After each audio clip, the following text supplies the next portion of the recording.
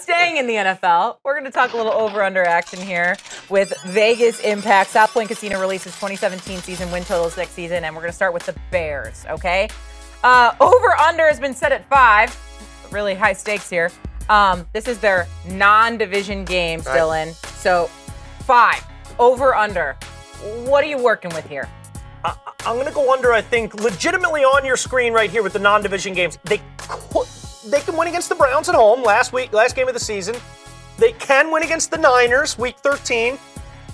Maybe you go into New Orleans and beat the Saints. Maybe you could potentially win at Tampa, but I don't think they go to Tampa or New Orleans and win. I only see 2 wins on the screen right here, which means you got to get at least 3 to push from within the division against the Packers, the Vikings, the Lions. Yeah. I think they're going to struggle in the division.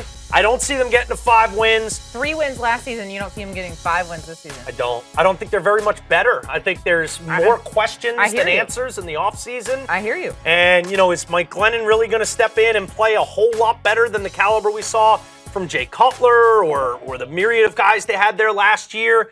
I don't think so. I think this team is in trouble defensively. I think John Fox is going to spend the entirety of the 2017-18 season on the hot seat. And I don't know if he survives another bad year where I say they go under 5 wins. You were looking for this NFL draft to fill those holes, to help John Fox get above 3 wins.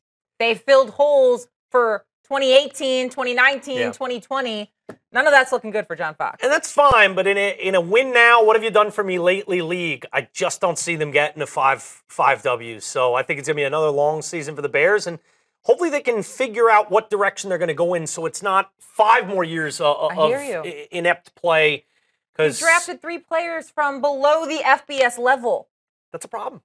Your number 2 pick was a quarterback you don't even want to start. If you just gave a quarterback, your second-round pick is coming off an injury and a broken leg. Most people would say they had the worst draft of any team, and it's not even close. Most. And I completely agree with you, Shay. I think they needed a good draft to sort of say, okay, maybe they can compete. Someone you can plug and play. Right. Hey, this is going to be a difference maker instantly. Is there anyone that's a plug and play right away? Not one player is a plug and play. I agree with you. And I think that's going to be a huge issue for this regime, for Ryan Pace and John Fox. I don't know if they're long for Chicago, Illinois. And rumor has it that the 2 of them really didn't see eye to eye with this draft, which, as the rest of America could see why. Yeah. And so Ryan Pace is trying to look like the smartest guy in the room. And hey, he might be. He's studied football a lot longer than I have in a lot more, versatile ways than I have. So it's not cemented in stone that this was a terrible draft. Right. But on paper, for most people that look at it, it doesn't seem to be what the Bears needed in the here and now. So how many wins? I'm going to say 4? I think it's 3 or 4. I'll say 4. Give them 1 more win than last season, Bears. Woo! Okay.